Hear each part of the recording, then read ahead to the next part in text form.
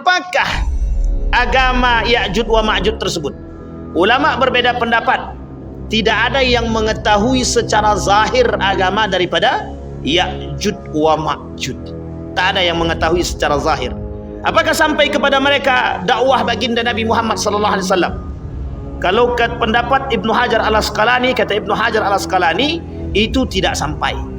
Kata Ibnu Katsir, justru mengatakan, Ibnu Katsir mengatakan tidak jelas apakah mereka mendengarkan dakwah atau tidak. Karena tembok yang tinggi tadi sebagai penghalang, kata, yang tidak bisa pernah sampai ke sana. Nah, ini yang menjadi masalah. Maka tidak ada orang yang merobohkan tembok selain daripada mereka sendiri. Dan itu ketika janji Allah yang Allah sebutkan di dalam Al-Quran itu. Bismillahirrahmanirrahim. Assalamualaikum warahmatullahi wabarakatuh. Alhamdulillahi Rabbil Alamin. Alhamdulillahilladzi an'ama bi ni'matil iman wal islam bihima tatimmus salihat. Ashhadu an la ilaha illallah wahdahu la syarika lah wa ashhadu anna Muhammadan abduhu wa rasuluh la nabiyya ba'd. Allahumma salli wa sallim wa barik ala hadzal nabiyil karim. Allahumma salli ala Muhammad wa ala ali Muhammad fil alamin innaka Hamidum Majid.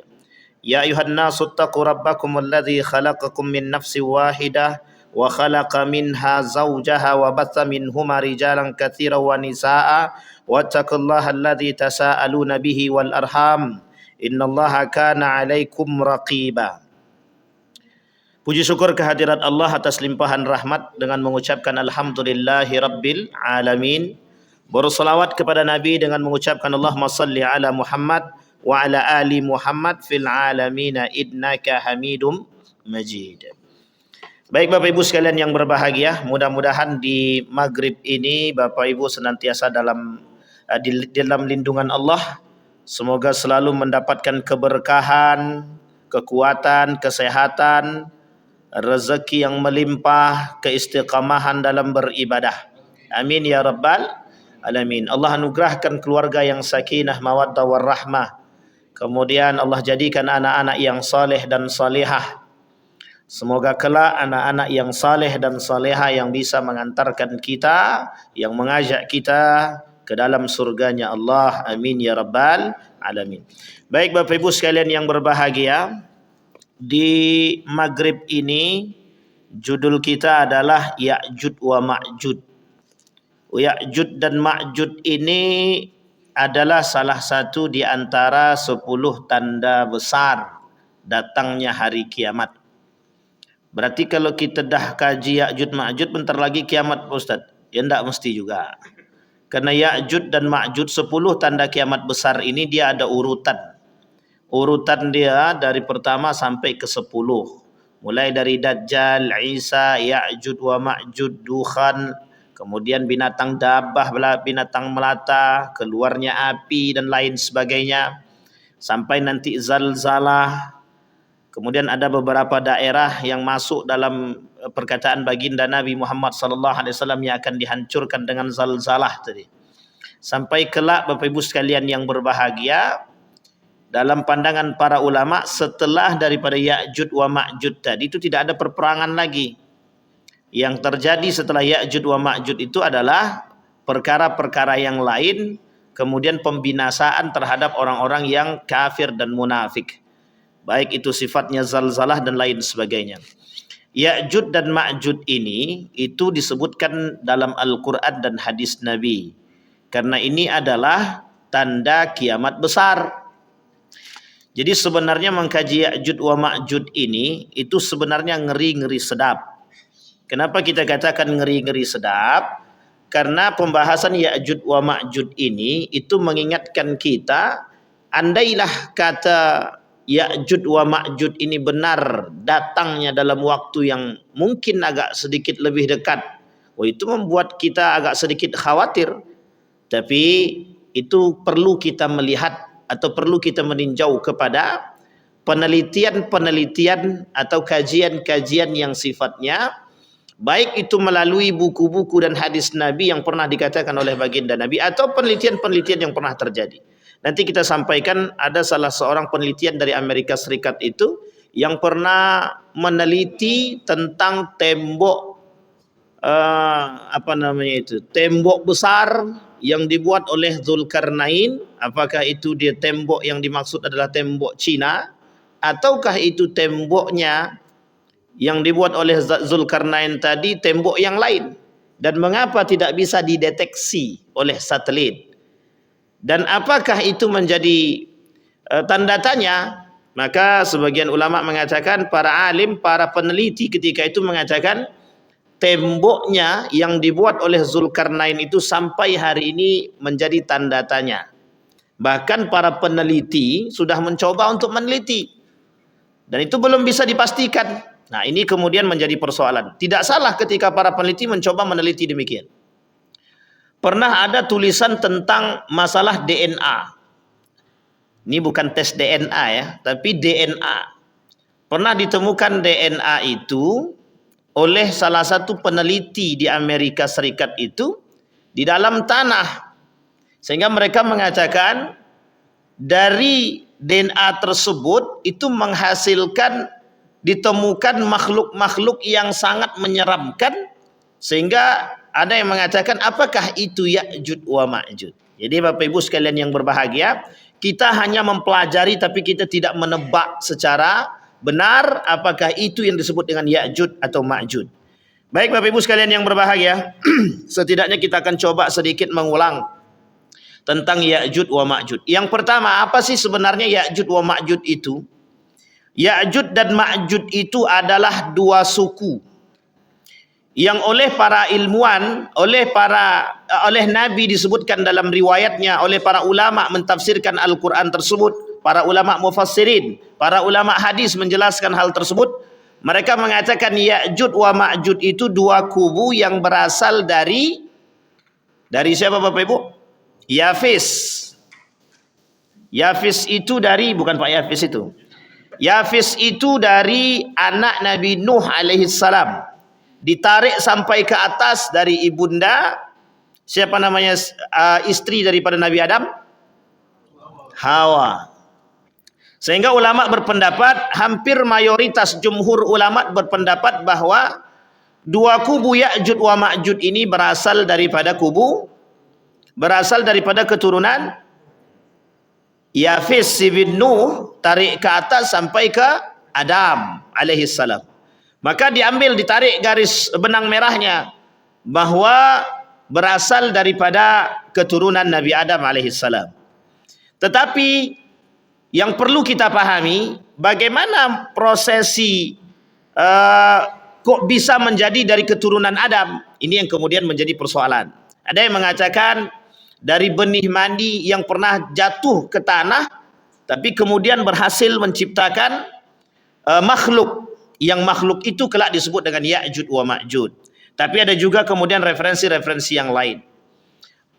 Salah satu kerajaan yang paling sadis ketika itu dalam runtuhnya Daulah Abbasiyah itu adalah kerajaan Mongol. Kerajaan Mongol adalah kerajaan yang terkenal dengan kesadisannya. Bahkan kerajaan Mongol ini itu menghilangkan identitas daripada umat muslim atau identitas agama Islam. Salah satu identitas atau yang menjadi peninggalan umat Islam ketika itu adalah yang disebut dengan perpustakaan, yang ketika itu ada di Baghdad.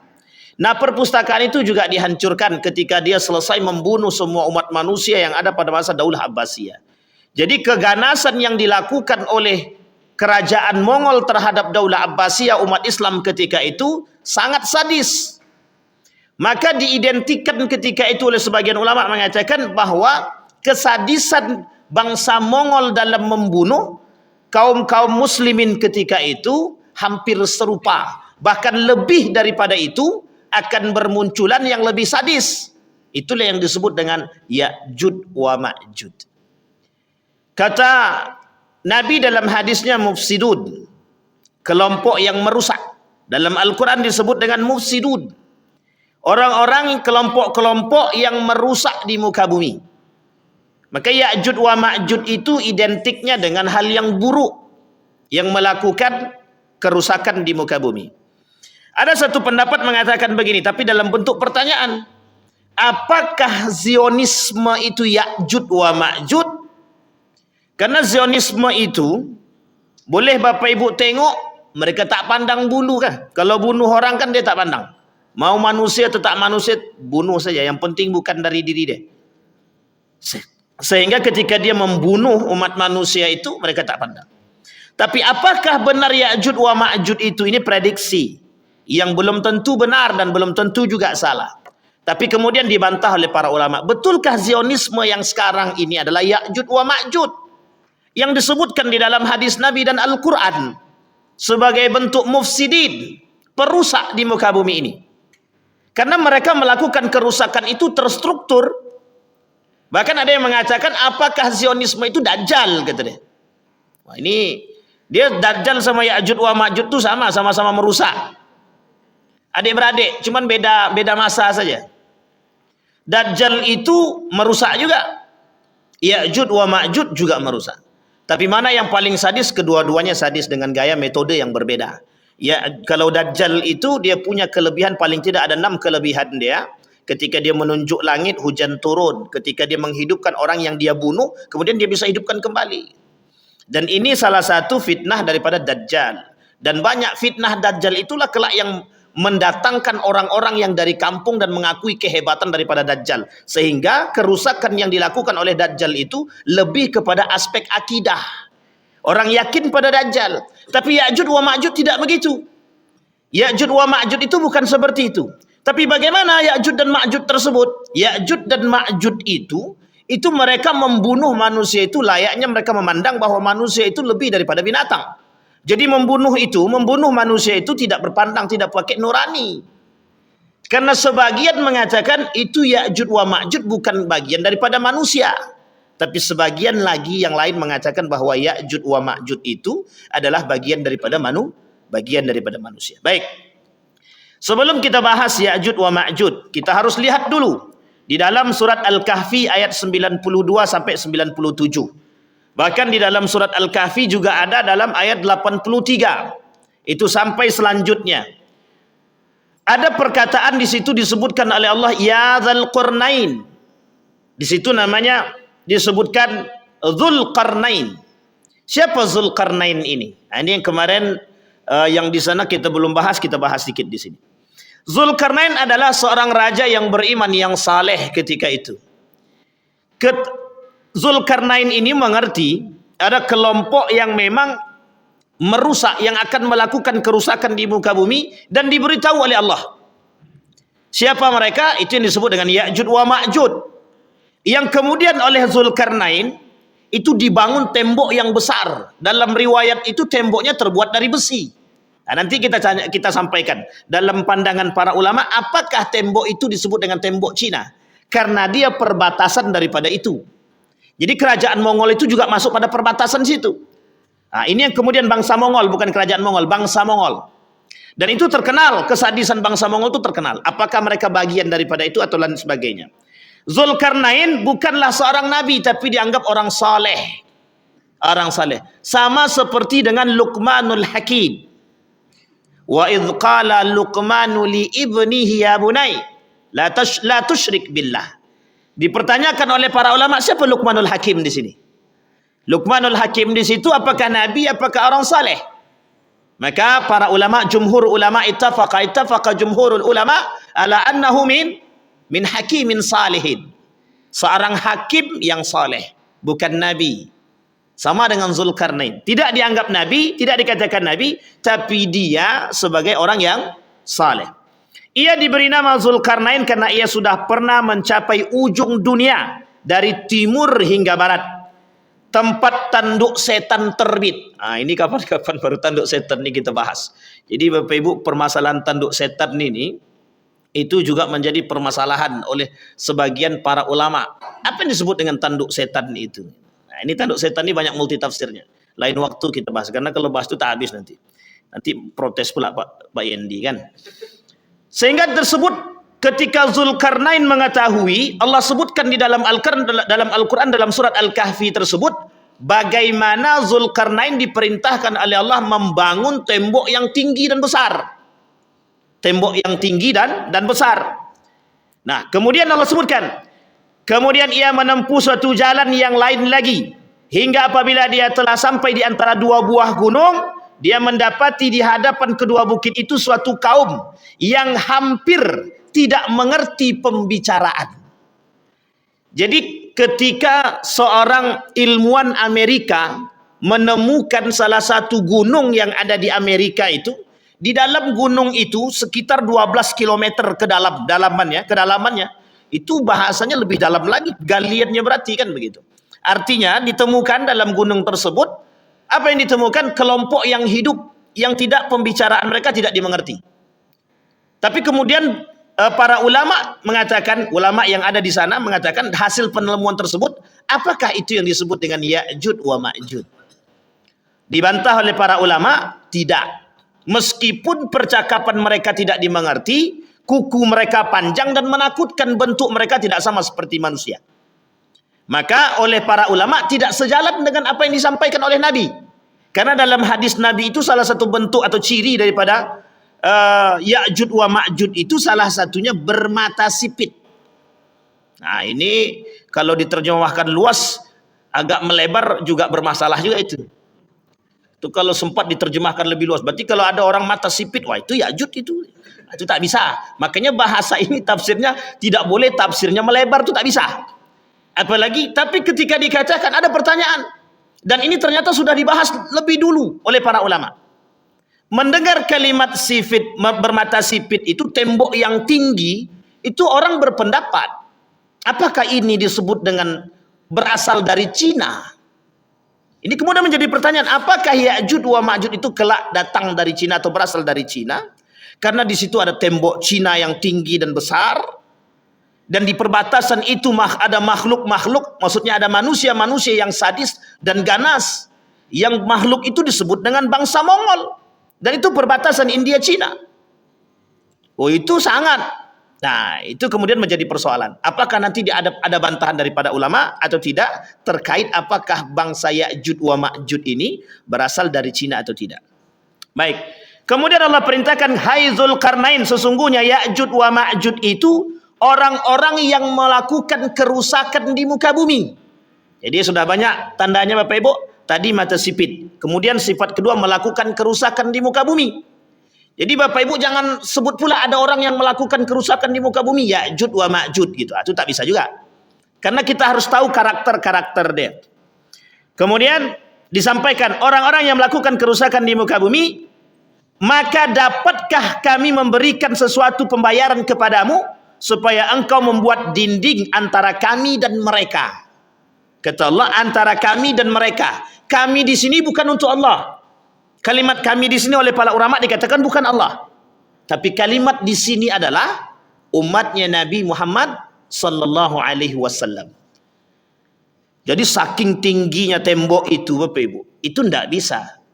Tidak bisa digrogoti, tidak bisa dikikis saking kerasnya. Tapi kelak itu hancur ketika janji Allah. Ketika janji Allah itu hancur. Sehingga oleh ulama ini disebutkan oleh Muhammad Arif ini, Dr. Muhammad Arif mengatakan, nanti disampaikan bagaimana cara mereka menghancurkan tembok itu. Itu disampaikan. Dan bisa Ibu bayangkan, Bapak Ibu bayangkan ketika tembok yang tinggi, di situ manusia-manusia yang ganas-ganas tinggal di situ. Ibarat ketika ada dua orang saja, dua orang yang terkurung di dalam satu ruangan, tidak dikasih makan. Kira-kira apa yang akan terjadi di situ? Yang terjadi di situ siapa yang paling kuat? Maka yang paling kuatlah yang akan memakan yang lemah. Sama halnya ketika ketika bangsa Ya'juj wa Ma'juj ini terkurung sekian lama, ketika mereka keluar daripada kurungan tersebut, itu mereka seperti binatang buas yang keluar daripada sarang dia. Dan kelak nanti Ya'juj wa Ma'juj itu akan bercampur antara kalian satu dengan yang lain. Dan kalian tidak mengenali mereka. Bagi mereka yang mengenal itu, bagi mereka yang beriman mereka tahu. Tapi bagi mereka yang tidak beriman mereka tidak mengerti. Mana yang disebut dengan Ya'juj wa Ma'juj itu. Tinggi mereka lebih tinggi daripada kita. Maka habis ini jangan tengok yang tinggi-tinggi, tak usah. Nanti bahaya. Baik Bapak Ibu sekalian yang berbahagia. Nah, Pertanyaannya kemudian siapakah Zulkarnain tadi sudah kita sampaikan. Zulkarnain bukanlah Iskandar. Bukanlah Iskandar yang pernah disebutkan. Jadi ada yang mengatakan, salah satu pandangannya mereka mengatakan bahwa Zulkarnain itu adalah Iskandar, Alexander. Ternyata oleh para ulama bukan. Bukan Alexander itu, bukan Iskandar itu yang disebut, tapi adalah yang lain, orang lain. Oleh para ulama Al-Quran mengatakan, Mufassirin mengatakan, Ibnu Katsir mengatakan bukan yang disebutkan oleh para pandangan-pandangan yang belum tepat. Sesungguhnya Zulkarnain itu Iskandar, tapi bukan yang disebut dengan Alexander. Baik, dan itu menunjukkan, dan ini tertulis dalam surat Al-Kahfi, telah menyebutkan kisah Zulkarnain dalam surat Al-Kahfi bahwa ia telah berkeliling dunia. Di sini kita akan membahas ayat yang berkaitan erat selain daripada surat Al-Kahfi. Baik. Siapakah Ya'juj wa Ma'juj? Adakah pendapat yang lain mengatakan Ya'juj wa Ma'juj tersebut? Ada. Yang mengatakan pendapat yang lain Ya'juj wa Ma'juj tadi, itulah kemudian yang mengatakan bahwa Ya'juj wa Ma'juj itu ada yang datang dari Cina. Ada yang mengatakan Ya'juj wa Ma'juj itu datang dari tempat yang lain. Ada yang mengatakan bahwa Ya'juj wa Ma'juj itu datang dari satu daerah yang berada di pegunungan yang cukup dalam.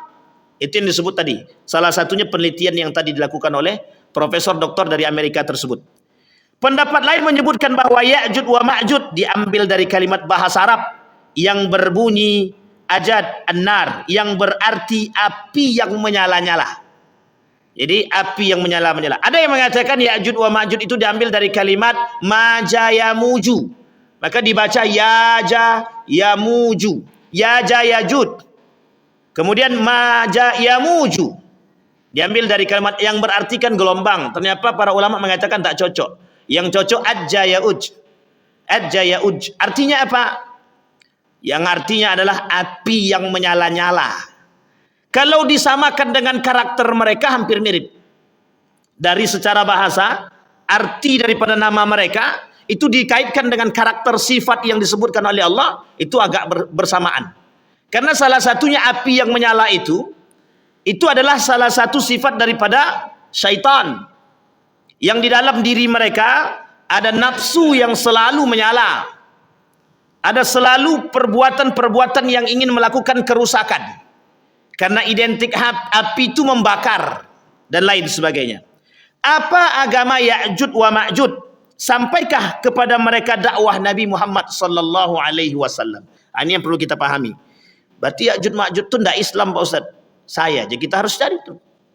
Apakah Ya'juj wa Ma'juj itu agamanya Islam? Kami belum sampai ke sana lagi. Maka kata kita akan merujuk kepada pemahaman para ulama.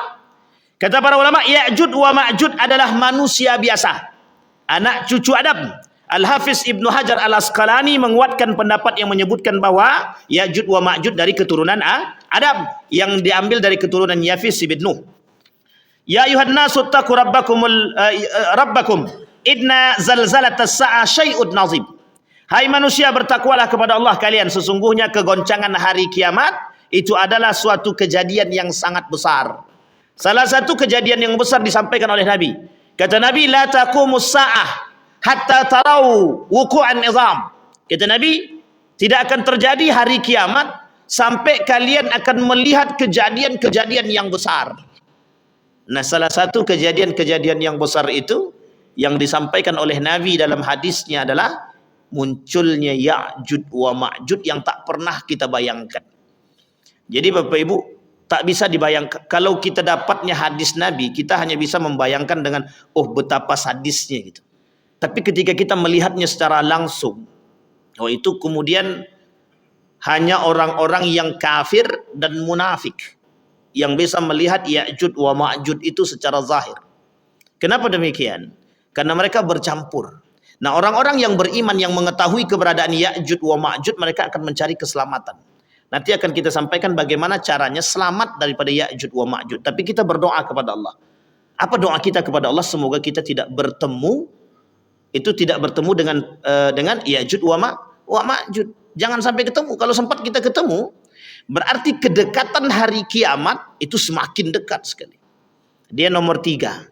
Berarti tinggal berapa lagi? Tinggal 7 lagi. Tinggal 7 lagi. Kalau sempat 7 itu dan disampaikan oleh para nabi, oleh para ulama, kedekatan antara satu dengan yang lain itu sangat dekat. Bermunculannya kiamat besar tadi antara satu dengan yang lain itu sangat dekat. Nah, kita tidak bisa mentafsirkan sangat dekat itu, tidak bisa. Apakah sekarang, kemudian besoknya kiamat selanjutnya, apakah besoknya lagi kiamat selanjutnya, itu kita tidak bisa mengatakan demikian. Karena itu fatrah, masa, waktu yang menentukan hal demikian. Baik, Bapak Ibu sekalian yang berbahagia. Sekarang pertanyaannya adalah, apakah agama Ya'juj wa Ma'juj tersebut? Ulama berbeda pendapat. Tidak ada yang mengetahui secara zahir agama daripada Ya'juj wa Ma'juj. Tak ada yang mengetahui secara zahir. Apakah sampai kepada mereka dakwah baginda Nabi Muhammad SAW? Kalau pendapat Ibnu Hajar Al-Asqalani, kata Ibnu Hajar Al-Asqalani, itu tidak sampai.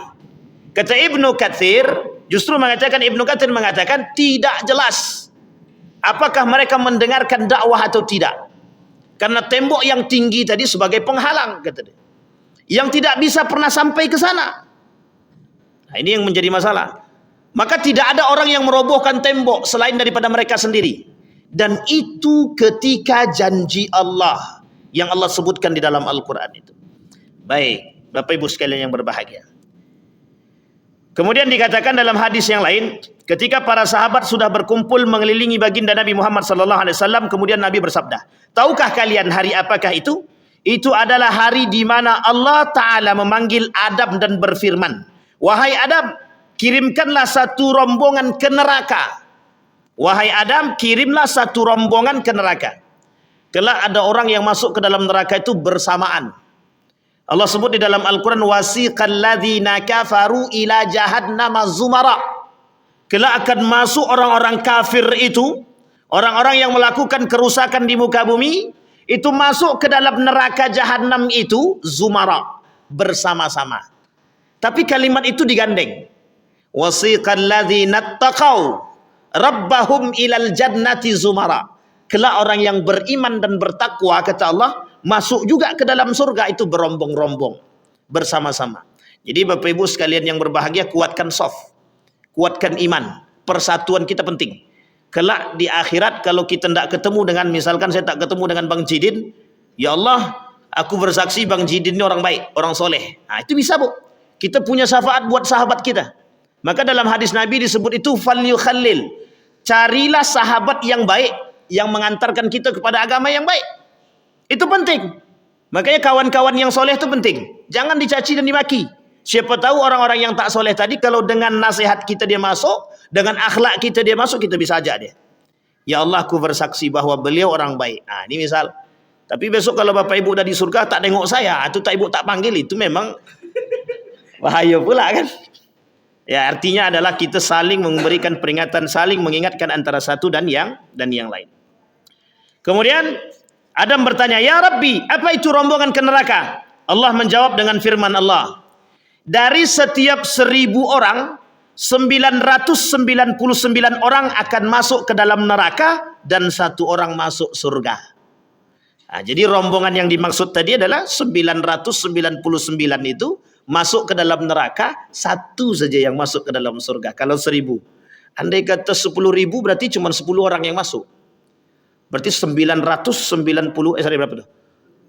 99.000 yang ya sekitar segitulah pokoknya. Daripada capek kita ngitung kan. Artinya apa? Yang masuk ke dalam neraka.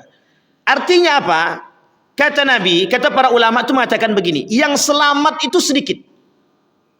Dari sekian banyak perbuatan daripada Ya'juj wa Ma'juj tadi, yang dia lakukan kerusakan di muka bumi itu, yang kelak pengikutnya banyak sekali. Pengikutnya banyak. Dan saking banyaknya pengikutnya tadi, maka yang selamat itu hanya 1 ataupun 2 orang. Artinya apa? Itu bahasa kiasan. Sangat sedikit yang selamat. Maka para ulama mengatakan, bagaimana ketika ditanya, bagaimana cara kami selamat daripada Ya'juj wa Ma'juj? Jawabannya adalah, lari ke tembok yang itu. Dan itu disampaikan. Lari ke tembok yang besar. Tapi pertanyaannya adalah, kan temboknya sudah dihancurkan. Artinya apa sebenarnya?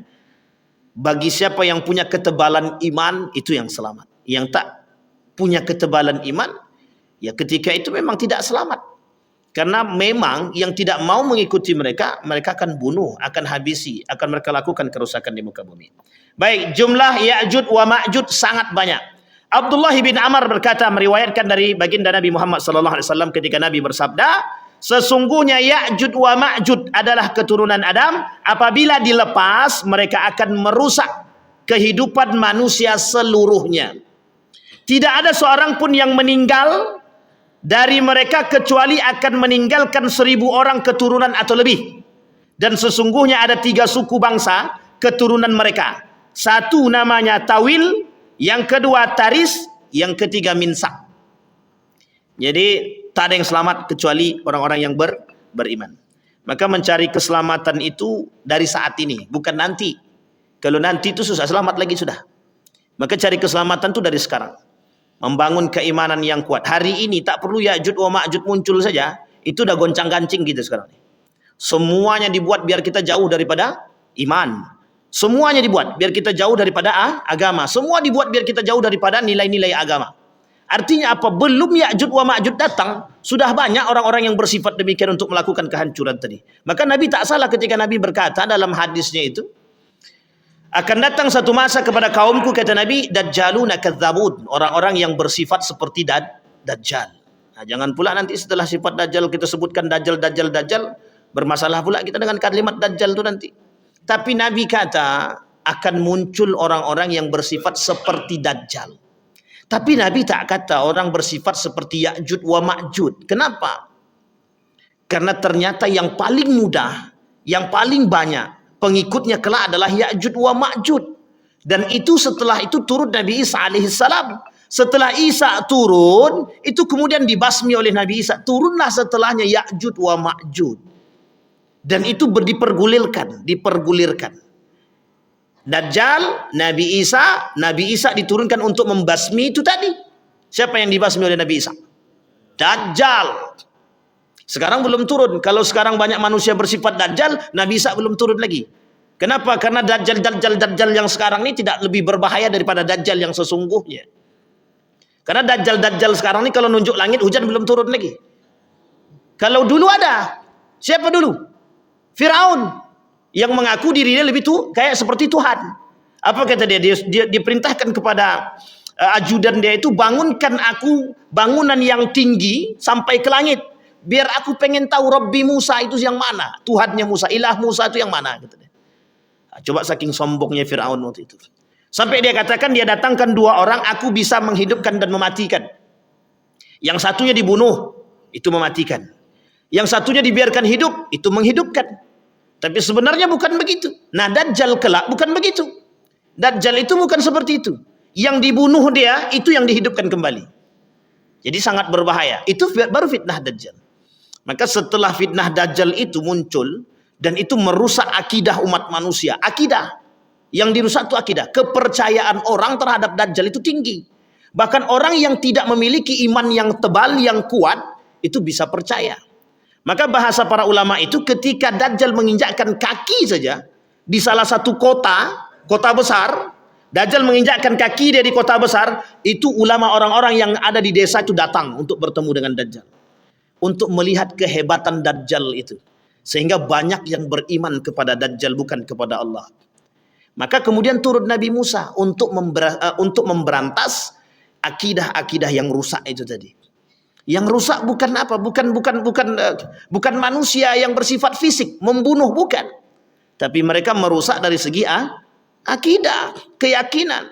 Kita ambil contoh. Dulu ada orang yang bisa mengeluarkan duit dari baju. Itu saja sudah banyak yang percaya. Makanya saya bilang itu bukan Dajjal, mungkin adik-beradik daripada Dajjal mungkin. Tapi bisa mereka mengeluarkan, dan itu yang percaya banyak, termasuk ada orang-orang yang bergelar profesor bisa percaya. Artinya apa? Dajjal jauh lebih hebat daripada itu. Sehingga kepercayaan orang itu bisa banyak yang percaya, beriman, sehingga roboh akidah mereka, rusak iman mereka. Nah, Ya'jud wa Ma'jud dia bukan pada aspek tersebut, tapi bagaimana orang yang tidak mau mengikut maka akan dibunuh, akan dihabisi. Sehingga kezaliman itu kezaliman, yang kerusakan yang dilakukan itu menyebabkan banyak pengikutnya. Kenapa? Takut. Sehingga yang selamat adalah yang beriman tadi, yang tahu. Kenapa? Karena mereka kelak Ya'juj wa Ma'juj itu bercampur. Dia manusia biasa, hanya saja perbedaannya disampaikan ciri-ciri dia. Mukanya lebar. Kemudian orangnya tinggi. Tutur bahasanya tidak terlalu mudah untuk dipahami. Ini salah satu sifat daripada Ya'juj wa Ma'juj. Tapi jangan pula cari mana orang muka lebarnya. Anda, itu lain cerita kalau itu. Baik Bapak Ibu sekalian yang berbahagia. Ciri-ciri dan fisik Ya'juj wa Ma'juj sudah kita sampaikan. Tapi kita coba sampaikan dari hadis baginda Nabi Muhammad SAW. Sesungguhnya kalian akan terus berperang hingga Ya'juj wa Ma'juj datang. Nah, ini oleh para ulama dikatakan begini Bapak Ibu. Tidak ada nanti perang setelah Ya'juj wa Ma'juj. Jadi perang terakhir itu nanti bersama Ya'juj wa Ma'juj. Itu sudah, setelah itu tidak ada perang lagi. Yang terjadi setelah itu fitnah-fitnah yang lain saja, yang sambil menunggu kedatangan zalzalah kiamat yang sesungguhnya. Itulah gempa bumi, gunung meletus, semuanya. Nanti batu berterbangan, semua rumah-rumah yang cantik dan megah yang tinggi-tinggi itu tinggal angan. Orang tak akan berpikir lagi Pak. Ketika melihat batu berterbangan itu seperti kapas, kata Allah dalam Al-Quran itu. Kalian akan melihat batu-batu berterbangan itu seperti kapas. Padahal itu bukan kapas, tapi itu batu. Maka setelah Ya'juj wa Ma'juj itu tidak ada kerusakan yang bersifat fisik. Atau bahasa lainnya perang. Hanya saja nanti itu tinggal menunggu goncangan-goncangan. Dimatikannya lampu selama 40 hari. Kemudian muncul dukhan. Ada nanti binatang melata yang bisa berbicara. Kemudian banyak. Dan ketika itu muncul api yang kemudian muncul daripada Yaman, sungai yang kemudian sudah mengering, itu tanda kedekatan hari kiamat. Bahkan ketika itu terjadi, kata Nabi, ketika kalian melihat tanda itu, berarti tandanya kiamat sudah dekat. Maka bersiaplah. Sebenarnya tidak perlu menunggu kiamat besar itu datang. Kalau kita berakal, beriman, harusnya dengan tanda-tanda kiamat yang kecil itu, seperti fitnah, huru hara, atau prahara akhir zaman, atau fitnah akhir zaman, yang saat ini sudah bermunculan di hadapan kita, itu sebenarnya harus bisa menjadi pelajaran bagi kita. Agar kita bisa betul-betul beriman. Karena kelak kata Allah, yang ingin dilihat oleh Allah itu mana yang benar-benar beriman dan mana yang pura-pura beriman. Karena kelak isi manusia di akhir zaman itu orang kafir dan munafik. Yang munafik ini siapa? Yang pura-pura beriman. Yang pura-pura beriman. Baik Bapak Ibu sekalian yang berbahagia. Warna rambut mereka hitam kemerah-merahan. Wajah mereka diperumpamakan oleh Nabi dengan perisai cembung yang tebal karena bentuknya yang bulat dan padat berlemak. Nah, bisa dibayangkan Bapak Ibu? Bisa bayangkan? Menengok orang-orang agak gemuk sikit. Tapi jangan dibayangkan betul. Bahaya pula itu nanti. Mereka nanti akan keluar dan turun dari seluruh tempat yang tinggi, lalu menyebar ke seluruh penjuru dunia dengan sangat cepat. Oleh ulama, oleh sebagian pandangan mengatakan begini. Bisa jadi, ini bisa jadi kata mereka. Ini tapi bahasa, hanya sekedar bahasa bahasa cocokologi, tapi sebenarnya tidak tepat juga. Ketika Bapak Ibu melihat hari ini ada beberapa bangsa, beberapa negara yang ciri khas mereka itu mereka bisa berada di mana-mana. Bisa berada di mana-mana. Dan mereka bisa menguasai perekonomian di mana-mana. Sekarang Bapak Ibu, bangsa apa yang bisa menguasai perekonomian di mana-mana? Cuman itu. Ada yang lain? Tidak ada. Oh, ada satu lagi. Padang. Itu nasi Padang di mana-mana banyak. Oh, serius Bapak Ibu? Saya mengatakan benar. Di Turki itu ada nasi Padang. Tapi ini karakter dagang ya, karakter dagang. Tetapi bangsa Cina itu mereka diwajibkan anak-anak muda itu wajib dagang. Bahkan perbankan, Bank Sentral Cina itu memberikan bantuan dana 0,0 sekian persen, kalau saya tak salah 0,02%. Saking rendahnya bunga, itu diberikan pinjaman kepada anak-anak yang ingin berwirausaha. Karena apa? Karena mereka wajib berdagang dan mereka bisa menguasai pasar. Ketika terjadi antara Cina, ketika terjadi ketegangan antara Cina dan Amerika, itu Amerika menantang Cina begini. Pokoknya diangkat. Pajak itu mereka angkat setinggi mungkin. Apa kata Cina? Silahkan angkat. Silahkan angkat. Tidak ada masalah. Sehingga bangsa Cina ketika itu tidak memasukkan yang besar-besar seperti mobil dan lain sebagainya, tidak. Tapi yang kecil-kecil. Bapak Ibu boleh tengok hari ini, itu produk-produk yang kecil-kecil itu rata-rata dari Cina. Boleh tengok. Tidak usah jauh-jauh. Kalau ke Indonesia Bapak Ibu kan sudah paham. Tusuk gigi aja yang sangat kecil itu datang dari Cina itu. Bambunya dari Kalimantan. Cuman barang itu dibawa ke Cina, sampai di Cina dibuatnya kayak tusuk gigi.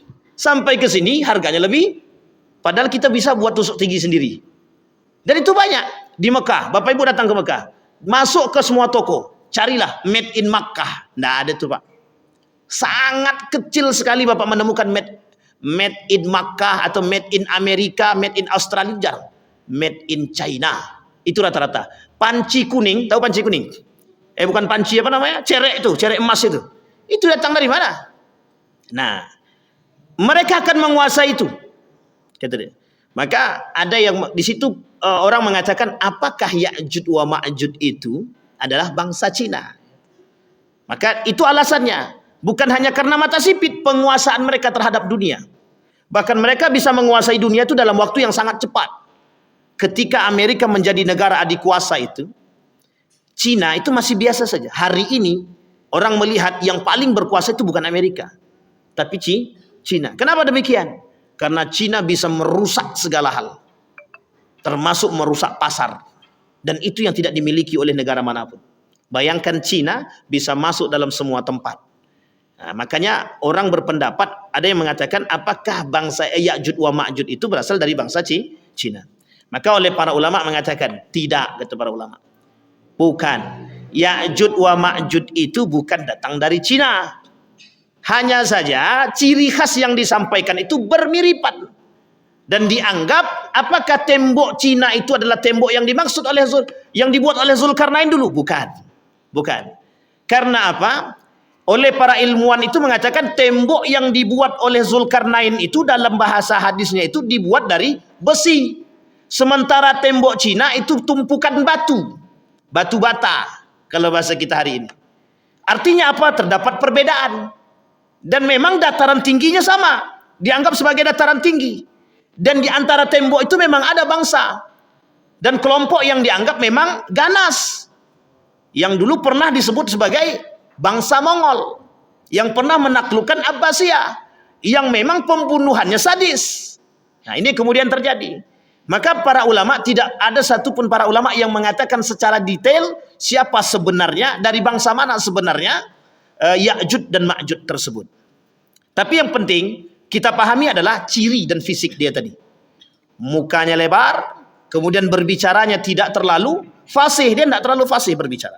Bagaimana Ya'jud dan Ma'jud menjebol dinding penghalang? Kata Allah kelak mereka tidak akan bisa menghancurkan tembok tersebut sampai pada masanya atau waktunya. Ya'jud dan Ma'jud adalah dua suku bangsa yang selalu membuat kerusakan di muka bumi, sehingga Zulkarnain membangun dinding yang menghalangi mereka. Selama berada di balik dinding penghalang ini, mereka menjalani kehidupan mereka sendiri, makan, minum, beraktivitas. Mereka pun terus berusaha berusaha sekeras tenaga bagaimana cara mereka meruntuhkan dinding-dinding tadi yang terbuat dari besi tadi. Mereka terus menggali dan melubanginya sedikit demi sedikit. Abu Hurairah mengatakan dalam riwayatnya mengenai hal demikian, mereka menggali terus setiap hari sampai apabila mereka hampir berhasil membuat lubang di dinding penghalang itu, pimpinan mereka berkata, pulanglah dulu, besok kalian akan bisa menjebolnya kembali. Namun Allah selalu mengatakan, namun Allah selalu mengembalikan mereka dinding-dinding penghalang tersebut sampai nanti tiba waktunya Allah berkehendak untuk melepaskan mereka keluar. Artinya sebenarnya apa? Kelak akan ada kerja keras. Kerja keras yang dilakukan mereka itu kelak berhasil. Akan mereka robohkan. Kata Abu Hurairah itu justru kelak kegigihan mereka itu dipandang ketika memang kedekatan hari kiamat itu semakin nampak. Nah, maka ulama berkata, apakah hari ini kiamat itu sudah dekat? Nah, itu pertanyaannya. Dijawab oleh para ulama, tidak ada satupun yang bisa mencoba mengatakan bahwa kiamat itu sangat dekat ataupun sudah dekat. Kenapa demikian? Karena masih banyak tanda-tanda kiamat besar yang belum nampak. Tetapi ketika berkata demikian melihat fitnah tersebut, ada ulama lain yang mengatakan, paling tidak kita hari ini sudah berdekatan atau di ambang pintu kiamat. Sampai di sini paham bahasanya Bapak Ibu ya. Ada yang mengatakan kita belum sampai pada kiamat, masih lama, masih butuh waktu yang panjang. Makanya diambil jalan tengah oleh Syekh Ramadan Al-Buti itu terhadap hari kiamat tersebut. Sebaiknya umat muslim terhadap hari kiamat itu berpedoman pada apa yang sudah dikatakan oleh baginda Nabi Muhammad SAW. Yakin bahwa kiamat itu datang, tapi tak mengatakan bahwa kiamat itu sudah datang. Yakin bahwa kiamat itu dah datang. Inna sa'atun la raiba fih. Mesti datang. Tapi kedatangannya tidak pernah ada yang tahu kapan waktunya dengan tepat. Hanya saja ketika Nabi ditanya oleh malaikat itu, tanda-tanda kiamat Nabi sampaikan. Seperti apa yang kita pelajari di malam hari ini Bapak Ibu. Baik, dalil tentang Ya'juj wa Ma'juj sudah kita sampaikan. Sekarang pertanyaannya, bagaimana umat mukmin ketika itu selamat daripada Ya'juj wa Ma'juj? Yang pertama kata para ulama, orang-orang yang selamat daripada Ya'juj wa Ma'juj, orang-orang yang memiliki ketebalan iman. Yang kedua, ulama mengatakan larilah sejauh mungkin Anda mampu lari, sehingga Anda tidak bertemu dengan mereka. Tapi ini Bapak Ibu sekalian yang berbahagia, karena saking banyaknya jumlah Ya'juj wa Ma'juj tadi, saking banyaknya dan mereka tersebar di seluruh dunia. Bahkan jumlah mereka itu berbanding. Seperti apa? 1000 bandingnya 1. Artinya apa? Jumlah mereka, orang-orang yang benar-benar selamat itu adalah orang yang benar-benar dalam naungan Allah Subhanahu wa ta'ala. Bapak Ibu sekalian yang berbahagia, tetapi ending kalimat ini Bapak Ibu, kita tak boleh cocokologi. Nampak orang bersifat kayak melakukan kerusakan di muka bumi, kita katakan dia Ya'juj, itu tidak boleh.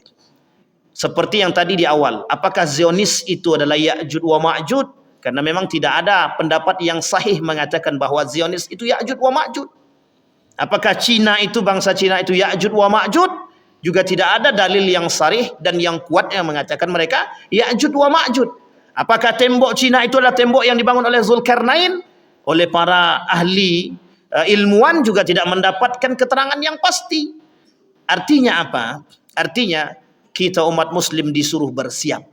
Dengan apa? Dengan keimanan yang betul-betul iman. Bukan hanya sekedar. Kalau orang tahu Ya'juj, misal mohon maaf, tahu mereka, oh bangsa Cina itu Ya'juj wa Ma'juj, mesti kita bersiap. Tapi kalau kita tak tahu, kita hanya diberikan pandangan oleh Allah, disitulah tujuan kecerdasan tadi, agar kita bisa mengokohkan iman. Ada atau tidak adanya Ya'juj wa Ma'juj itu tadi. Tapi keyakinan kita sebagai orang yang beriman, wajib kita meyakini bahwa Ya'juj wa Ma'juj itu ada. Terakhir, bagaimana binasanya Ya'juj wa Ma'juj? Ya'juj dan Ma'juj mulai dari laki-laki, perempuan hingga anak-anak akan menebar kerusakan, pembunuhan, penodaan kehormatan, kerusuhan, dan perbuatan asusila. Sama tuh seperti manusia hari ini. Sampai-sampai mereka pun menembakkan anak panah mereka ke langit untuk menakutkan atau menaklukkan penghuni langit. Saking sombongnya, sama kayak Fir'aun. Selanjutnya Allah akan menurunkan hujan untuk mencuci bumi hingga mengkilap bagai cermin. Lalu Allah berfirman kepada bumi, tumbuhkanlah buah-buahanmu dan kembalilah semua keberkahanmu. Artinya apa? Campur tangan Allah atas runtuhnya Ya'juj wa Ma'juj kelak tak bisa kita hindari. Maka di situ yang harus kita imani, kehancuran Ya'juj wa Ma'juj itu pasti. Tetapi kapan? Karena sekarang Ya'juj itu belum muncul. Yang kita tunggu sajalah. Kita berdoa kepada Allah, moga-moga kita tidak bertemu dengan Ya'juj wa Ma'juj. InsyaAllah yang tua-tua ni tak ketemu ni Ya'juj wa Ma'juj. Masalahnya yang puluhan tahun yang akan datang yang kita takutkan, mereka ketemu atau tidak. Mudah-mudahan kita termasuk orang-orang yang beriman kepada Allah. Amin ya rabbal alamin. Saya kira itu saja Bapak Ibu sekalian yang berbahagia. Ini sudah selesai Ya'juj wa Ma'juj. Kalimat endingnya tidak boleh ada yang mengatakan siapapun yang melakukan kerusakan di muka bumi ini, kita tak boleh katakan dia Ya'juj ataupun Ma'juj. Apalagi kita katakan Dajjal, nanti berujung pada Polda. Itu yang tak menjadi masalah kita hari ini. Fa'tabiru ya ulil absar la'allakum tuflihun. Assalamualaikum warahmatullahi wabarakatuh.